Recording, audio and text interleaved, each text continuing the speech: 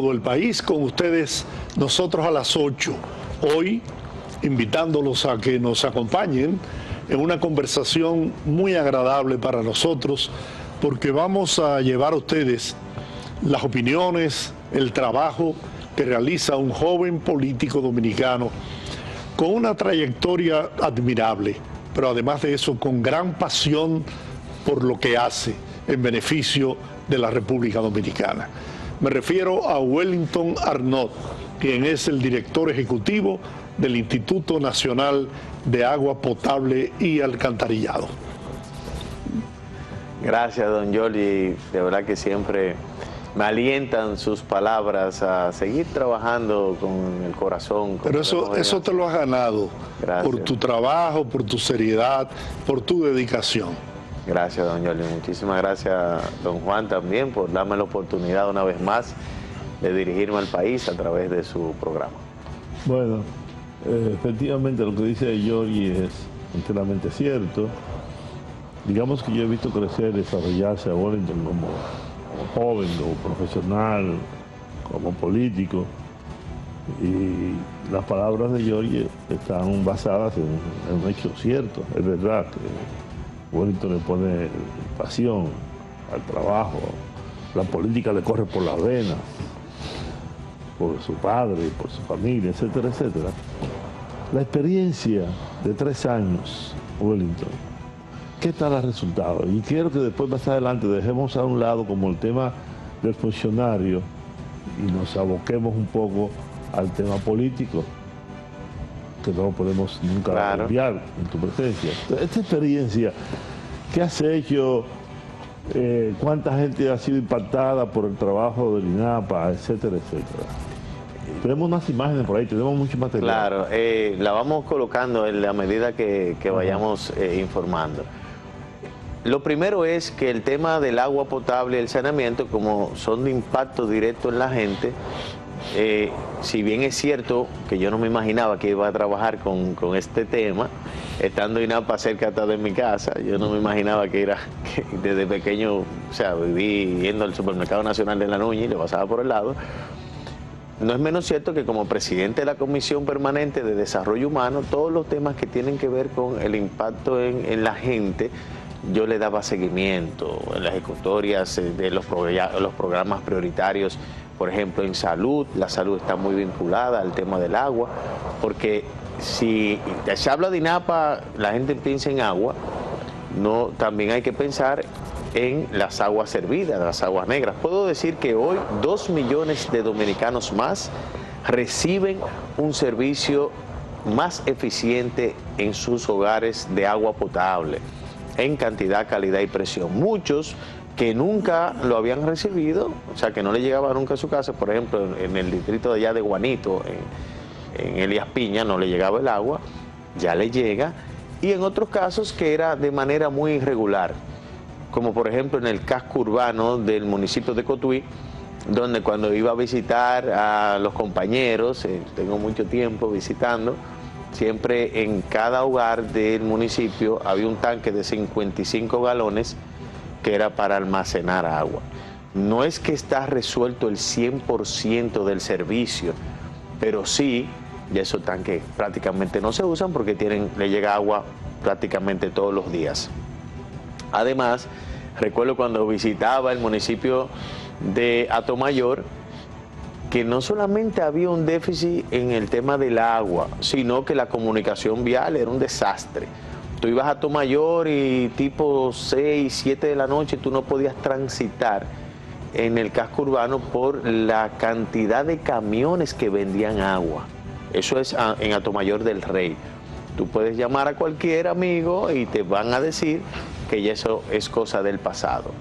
Pero cuando hablé de que se pensaba solamente en agua potable, y la gente no tiene como en su imaginario el tratamiento de las aguas residuales, también podemos destacar que en estos 3 años hemos incluido al servicio de tratamiento de aguas residuales a casi 1 millón de dominicanos. Y esto es fundamental, porque si en la política pública en materia de agua potable estaba vamos a decir, descuidada, en el olvido, porque es importante señalar que cualquier persona que tenga la oportunidad de estar en un cargo como el que ocupo hoy, si no tiene el apoyo del gobierno, es muy difícil contribuir a hacer un buen trabajo. Puede ser Superman, y en este caso debo de reconocer que el presidente Luis Abinader, desde que asumió su posición, colocó el agua potable y el saneamiento como un eje fundamental en su gestión. Creó el Gabinete del Agua, que él dirige cada martes, donde se discute todo lo que tiene que ver con la política, le da seguimiento, conoce al detalle, porque hizo la tarea. El presidente Luis Abinader, antes de llegar ahí, recorrió varias veces el país, hizo compromisos, sabía dónde había más déficit de agua. Recuerdo, por ejemplo, que era una demanda que se mejorara el acueducto de Maimón, porque el agua que recibe hoy es por bombeo y no es de la mejor calidad, y ya se está ejecutando, que vamos a inaugurar en 2 o 3 meses, la nueva línea desde Piedra Blanca hasta Maimón, que va a garantizar un agua de calidad y también en cantidad y presión, porque va a ser permanente. Y esto cada martes se discute, se le da seguimiento, se articuló no solamente las instituciones del agua. O sea, hay una planificación en el desarrollo de los acueductos y del tratamiento de las aguas residuales. Hay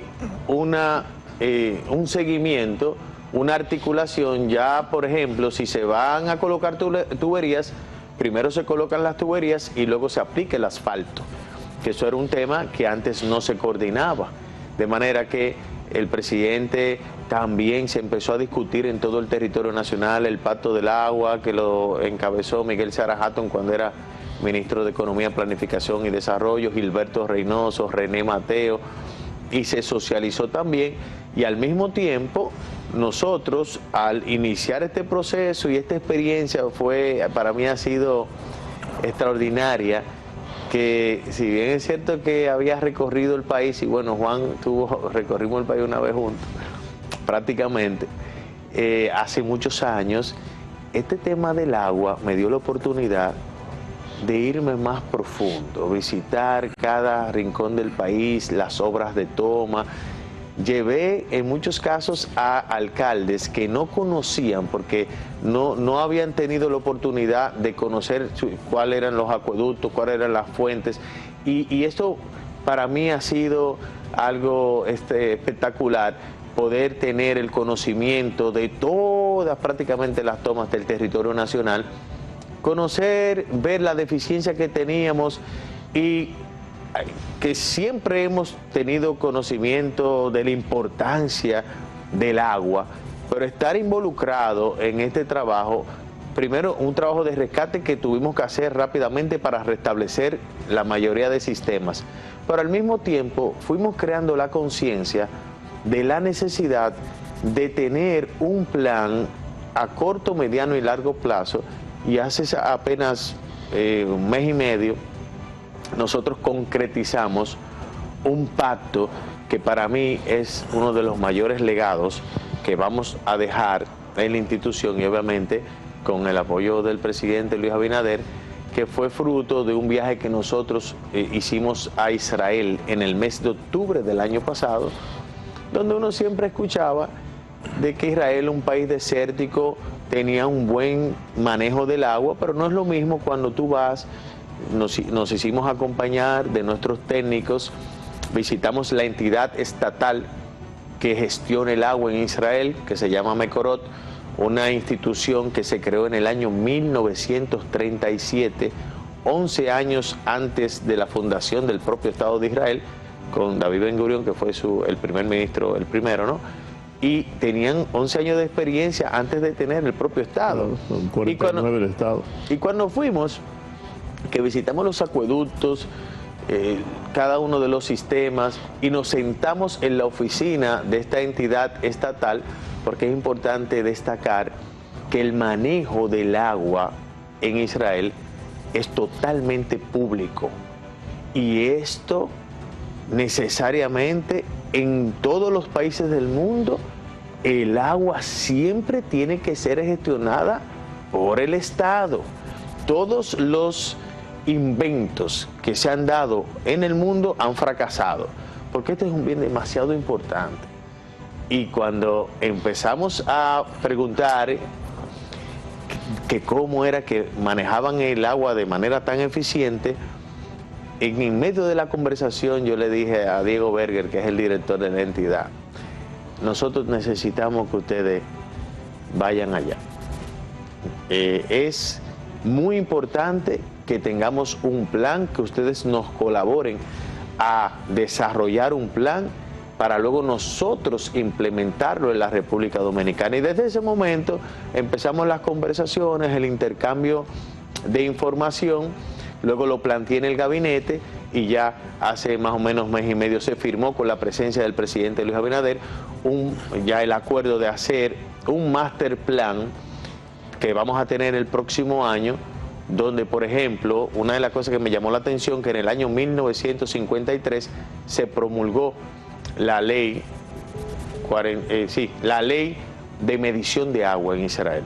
Ese es un tema que aquí habrá que abordarlo, porque no puede ser que aquí tengamos el desperdicio que se tiene, no hay esa conciencia de que el agua es un bien finito, no es infinito, y es un tema cultural, porque de repente tú te pones a pensar, bueno, yo tengo una tierra, una finca y tengo un pozo, ese pozo lo hice yo, compré mi bomba, esa agua tengo es derecho mía, a usarlo como quiera.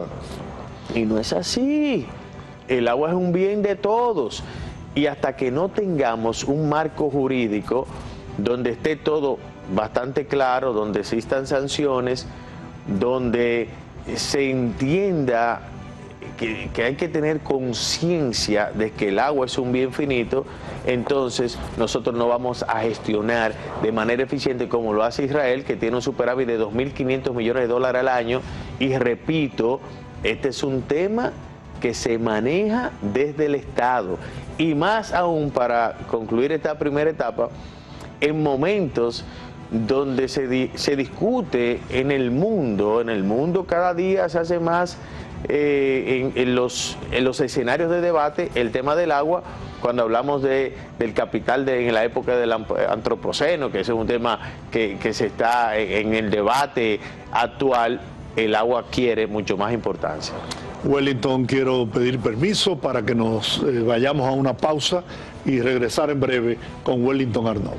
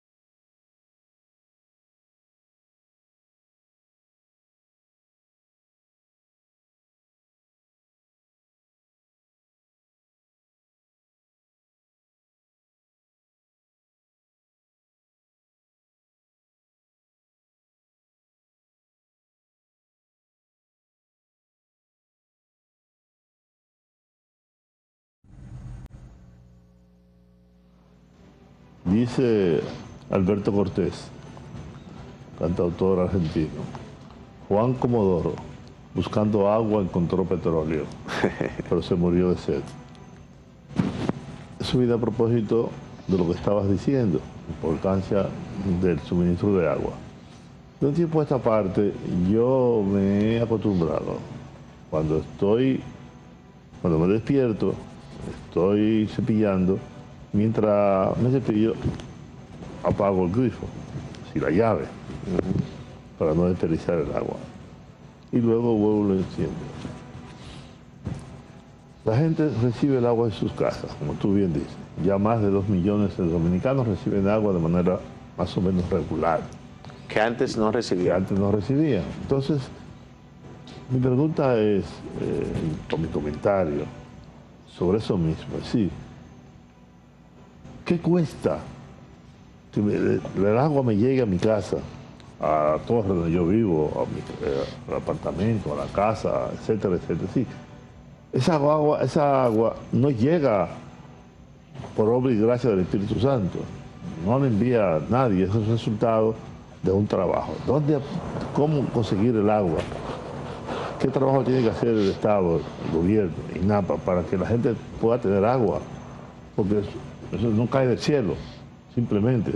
Llovió, vamos a abrir la llave. No, hay que forestar, hay que hacer esto, hay que hacer lo otro. Es decir, todo eso para que luego te llegue el agua a tu casa. Eso tiene un costo. Las fuentes pueden ser tanto de agua superficial, ya sea de un río, una presa, o de agua subterránea.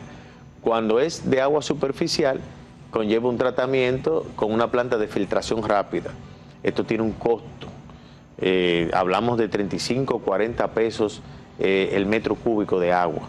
Igualmente, cuando es por bombeo, aún, porque cuando es por gravedad en una planta de tratamiento de filtración rápida, el costo es menor, pero prácticamente el 75-80% es de sistemas por bombeo, que ahí se incrementa algunos 10 pesos más. Sin embargo, en términos generales, conforme a la legislación actual, solamente se cobra 6 pesos por metro cúbico. O sea que hay un subsidio permanente en el servicio de agua en la República Dominicana. Hay algunas corporaciones que tienen diferentes tarifas. Sin embargo, esto es un tema que habrá que abordarlo.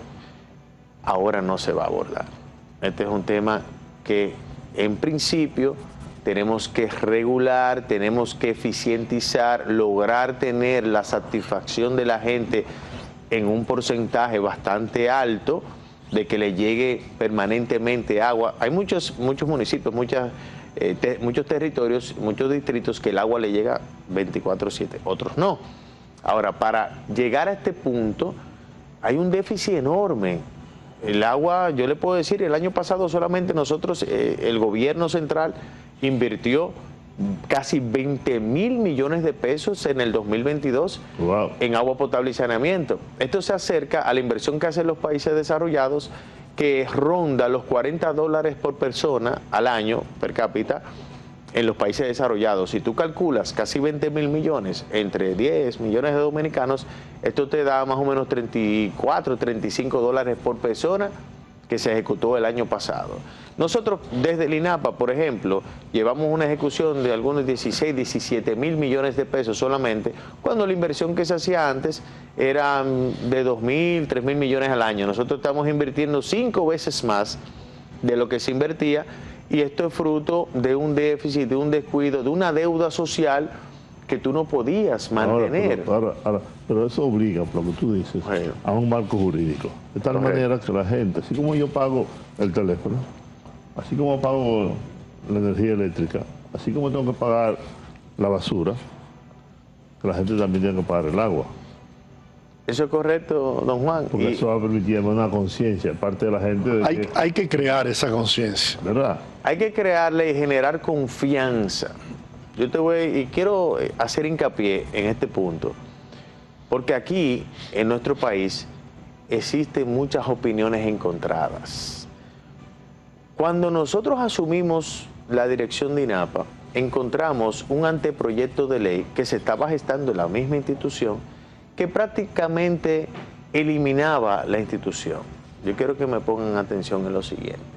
Pero en adición a eso, la poca inversión en el tema de agua potable y saneamiento y la no priorización de las administraciones pasadas en este tema daba un espacio a que intereses tuvieran el ojo puesto en el tema del agua en la República Dominicana. Porque cuando hay movimientos privatizadores, siempre surgen los comentarios: el Estado es ineficiente y es incapaz de manejar el agua. Entonces, en este tema hay que buscar el sector privado. Y eso no era fortuito.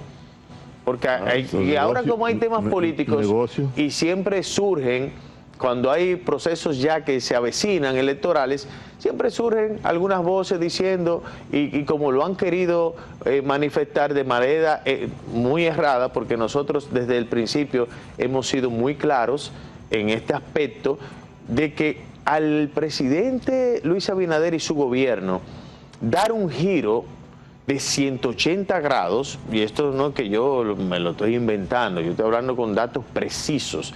Nosotros invertimos casi 20.000 millones el año pasado. En los últimos, nosotros estamos invirtiendo más de 5 o 6 veces de lo que se invertía antes. Por lo tanto, tenemos la fuerza de la verdad cuando nosotros estamos hablando. Este gobierno sí le ha dado la importancia y está demostrando que nos estamos ocupando, primero, de hacer las cosas correctamente y, como siempre dice el presidente, hacer mucho más con menos. Pero al mismo tiempo, dando un servicio, haciendo un gran esfuerzo. Fíjense, el presidente ha tenido que administrar el país con los vientos en contra. Y yo me río porque él dice, ustedes en ocasiones, en algunos encuentros, él dice, ustedes se imaginan, cuando estamos en alguna inauguración, que nos hubiera tocado los vientos a favor, todo lo que nosotros pudiéramos hacer más de lo que estamos haciendo, porque no es fácil invertir casi 20.000 millones de pesos en este tema cuando se invirtieron en los gobiernos pasados, en un año hablamos de 2 o 3.000 millones, estamos hablando de una cosa totalmente enorme, ridícula, con una crisis que ninguno de nosotros vio del tema de la pandemia, los miles de millones que se tuvieron que invertir, el tema del incremento de los hidrocarburos por el tema de la guerra y demás, los miles de millones que también el Estado, sin estar presupuestado, ha tenido que ingeniársela en una gestión eficiente e inteligente de la administración pública para que no se afecte el bolsillo de la gente. Pero en adición a eso, la inversión en los subsidios para los fertilizantes, y esto no afecte también al incremento. Con todo esto, destinar el dinero para mejorar la calidad de vida de la gente, para resolver temas que por años, porque si un acueducto te cuesta 100 pesos, un alcantarillado sanitario te cuesta 200, y por eso la gente dice, bueno, ¿y por qué no se invertía en alcantarillados sanitarios? Porque esas inversiones no se ven, las tuberías van por debajo de la tierra. La mayoría de plantas de tratamientos de aguas residuales se hacen a las afueras. Y lo que eso significa para la salud del pueblo dominicano. No, oye, las estadísticas están ahí. Cuando tú no tratas las aguas residuales, aguas negras, aguas hervidas en un territorio, en los hospitales, las estadísticas, repito, son altísimas de enfermedades de la piel, de enfermedades de los intestinos. No se ven las tuberías, pero sí se siente en la salud de la gente. En los cementerios. Entonces, estar haciendo estas inversiones es una muestra de que el gobierno que preside Luis Abinader está destinando los fondos para que se invierta directamente en la calidad de vida de la gente, y una muestra de que no es un discurso cuando Luis Abinader habla de no dejar a nadie atrás.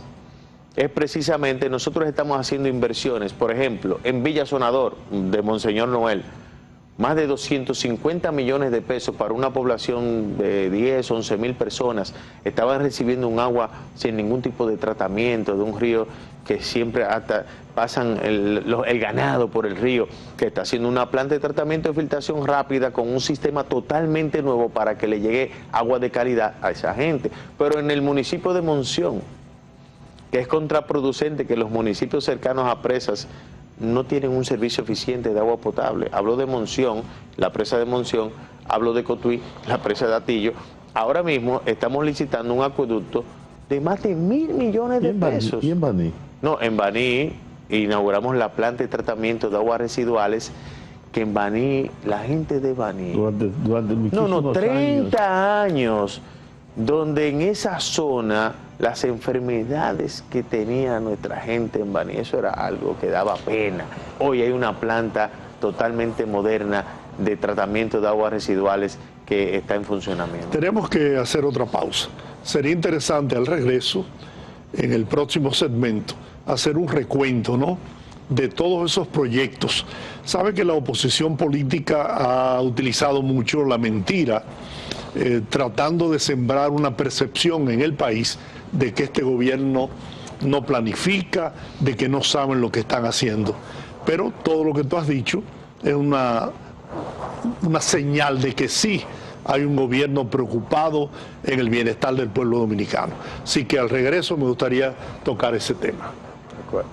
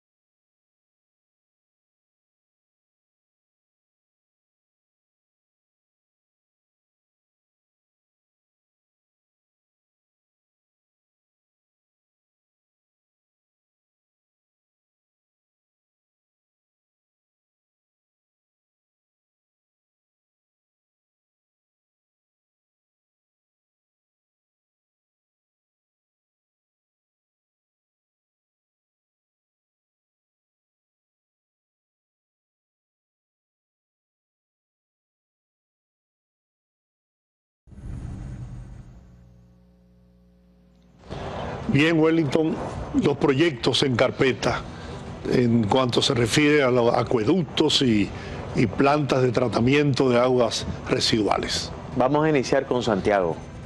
En Santiago, desde que se asumió esta administración, el presidente Luis Abinader puso a esta provincia que siempre se quejaba, el Consejo de Desarrollo de Santiago, que debo decir que toda la sociedad de Santiago ha dado un ejemplo de planificación, de coordinación en cuanto al plan de desarrollo. El plan de desarrollo de Santiago funciona y uno de los temas que tenían como principales en su agenda era el saneamiento del río Gurabo. El río Gurabo le llaman Arroyo Gurabo, Cañada de Gurabo. En Santiago tenemos 3 fuentes, el río Quinigua, el río Jacagua y el río Gurabo, que desembocan al Yaque del Norte, teniendo el río Gurabo el agravante de que contamine con el 43% al río Yaque del Norte. Una contaminación enorme en un río que le pasa por el centro, por el corazón a Santiago. Este trabajo que también Eduardo Estrella, debo de reconocer, tenía junto al presidente esa inquietud y ese compromiso, nos reunimos y nos dieron a nosotros la responsabilidad de sanear el arroyo Gurabo. Hoy ya inauguramos la primera etapa, donde hemos también importante señalar que el trayecto del arroyo Gurabo cuenta con más de 6.000 familias que viven en un estado de vulnerabilidad muy penoso, con una contaminación, descargando directamente al arroyo sin ningún tipo de servicios. El proyecto contempla la reubicación de 1.200 familias, que son las que están en estado de mayor peligro. Ya es una realidad, hemos trasladado 150 familias, que es unos apartamentos que estamos haciendo en coordinación con el Ministerio de la Vivienda, que debo destacar que la inversión y el trabajo en vivienda de este gobierno, al igual que lo que hemos hablado del agua, es del cielo a la tierra. Se han entregado 5.000 viviendas ya. Esto es un hecho sin precedentes en nuestro país. Y en esa coordinación ya entregamos 150 apartamentos de 1.200. Vamos a recuperar todo el bosque ribereño. Vamos a recolectar todas estas aguas residuales y contaminadas que antes iban al arroyo. La vamos a canalizar hasta la planta de tratamiento de Rafey. Estamos recuperando el bosque ribereño, haciendo una ciclovía de 3.3 kilómetros, parques, estamos haciendo canchas deportivas, anfiteatros, espacios para que la familia pueda recrearse, gimnasio al aire libre. Eso es un sueño lo que se está viviendo en Santiago y ya entregamos la primera etapa. Con Dios mediante, en el mes de octubre estaremos entregando la segunda etapa, octubre-septiembre, de esta importante obra, que es la obra de mayor impacto social y medioambiental que se ejecuta en la República Dominicana. Yo quisiera que ustedes me acompañaran cualquier día para que vean de lo que yo estoy hablando. Estamos hablando de gente que no imaginan cómo vivían en un ambiente totalmente difícil para la crianza. Podríamos hacer un programa desde allá. Yo me gustaría. Hablando con la gente. Claro, hablando con la gente. Viendo las horas. Correcto. De verdad que me llena me emociono, porque uno desde que empezó en esta actividad siempre ha planteado de que cuando tengamos la oportunidad vamos a trabajar para el 100% de la población. Y estar haciendo ese trabajo allí donde uno se involucra con la gente, gente buena, gente que en principio tú le veías la cara cuando decíamos, mira, vamos a reubicarlo, porque cuando hicimos el levantamiento nunca manifestamos para lo que era. Buscamos los antecedentes en proyectos de esta naturaleza de reubicación y la recomendación era que hiciéramos un censo sin decir para lo que era, porque después entonces, si vivían tantas familias, aparecían... Perdóname. Perdóname que te interrumpa, lo que voy a decir. Antes, en los gobiernos pasados, esos proyectos de vivienda siempre estaban matizados por un escándalo de que se entregaban a personas inadecuadas, que no residían en el sector, en la parte, etcétera, etcétera. Sin embargo, durante el gobierno del presidente Luis Abinader, esos escándalos desaparecieron. porque las viviendas que se construyen no se hacen con un fin politiquero, no se le entregan a los compañeritos del PRM, sino que se han entregado a las personas que sí lo necesitan, a las personas adecuadas o que están en un censo, no importa cuál sea su simpatía política o partidaria. Y ese también es un hecho importante. Sí, y hay que resaltar primero el apoyo y que si tú tienes un presidente que cree en eso y que tiene un estilo ético de hacer las cosas, en adición a eso el Ministerio de la Vivienda, Carlos Bonilla, el hijo de Pedro Bonilla, fue un gran amigo de mi papá también, y le tocó a él estar al frente del ministerio haciendo un excelente trabajo junto con un equipo de jóvenes que tiene a su lado, que también están dando cátedra. Ya no tan joven, porque tú tienes una cara de joven, pero yo creo que ya Gabrielito tiene hijos. ¿Qué otros proyectos? 22 años tiene Gabrielita, va a cumplir 23. ¿Qué otros proyectos, Wellington? Escúchame que me extendí, porque es que ese proyecto tiene un... Te enamoras de él. Claro, bueno, nosotros hablamos de la planta, ya ejecutados la planta de tratamiento de aguas residuales del municipio de Baní, que la hicimos en 10 meses. La planta de tratamiento de Lavapiés, que estaba prácticamente parada, y nosotros también en 9 meses la inauguramos porque tenía un tranque en lo que ya es un sistema bastante complejo, ya también está funcionando en su primera etapa. También inauguramos la planta de tratamiento de aguas residuales de Barahona, que estaba 30 años fuera de servicio. También el acueducto del municipio en Quisqueya, en el municipio, en la provincia de San Pedro de Macorís, que era el municipio que tenía mayor deficiencia en el servicio de agua, el acueducto del municipio de Partido, en la provincia de Dajabón, que en 10 años tenía una ejecución de un 20%, y nosotros en 11 meses la inauguramos, que también está ahí. En el municipio de Castillo inauguramos las plantas de tratamiento de aguas residuales, que ahí eso tenía más de 40 años sin ningún tratamiento, y hoy día ya hay un servicio de tratamiento de agua. ¿Y ustedes no hay ningún entendimiento? Claro, 100%. Trabajamos, primero en el gabinete siempre estamos juntos cada martes y nos contribuimos en el trabajo. Hay una sinergia en todas las instituciones del agua. Fellito participa, que está haciendo un gran trabajo en la CAS, y desde que inició el proceso en esta gestión, el presidente nos dio la responsabilidad de coordinar todas las corporaciones, y bimensualmente hacemos reuniones, damos seguimiento a todos los proyectos que llevan cada corporación. O sea que hay un trabajo planificado. Ahora mismo estamos ejecutando más de 200 obras en todo el territorio nacional. De manera, está viento en popa el alcantarillado sanitario del municipio de Mao, un proyecto que tiene más de 25 años, la gente esperando esta solución para la salud de los municipios de Mao. Vamos a entregarlo en el mes de febrero. Se está ejecutando el acueducto múltiple de Miches, zona turística, donde vamos a entregarlo este año, con Dios mediante, tanto garantizando el desarrollo turístico en esta zona de empuje del este del país, que fue un compromiso que hizo el presidente con el clúster turístico de allá. Vamos a tener el acueducto primero que los hoteles. Igualmente el municipio de Miches va a tener un servicio de calidad con una planta totalmente nueva que estamos haciendo en Miches. Igualmente el acueducto de Ocoa, que lo estamos ejecutando, también va a estar listo este año. Son inversiones ambas de más de 1.000 millones de pesos. Igualmente el acueducto de Cabo Rojo, zona turística, que también está en ejecución, marcha muy bien los trabajos. O sea, ayer estuvimos en la provincia de Espaillat, donde tenemos un proyecto interesantísimo del saneamiento del río Moca, donde conjuntamente con el Banco Mundial estamos trabajando para la rehabilitación de la planta La Dura en Espaillat. Igualmente en la planta de tratamiento de aguas residuales, el saneamiento del río Moca, la planta en Gaspar Hernández, que estamos trabajando también en este importante proyecto.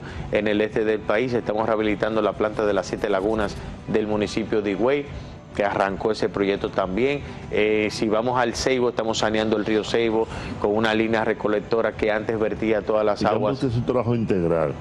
nacional. Claro, si vamos a Tomayor, estamos rehabilitando la planta de tratamiento de Sabana de la Mar, el acueducto, también la planta de tratamiento del Valle, que también la estamos rehabilitando, la planta de tratamiento del municipio de Atomayor, que también la estamos haciendo igualmente en paralelo todas ¿Cuál es el estas costo plantas. de todas esas plantas?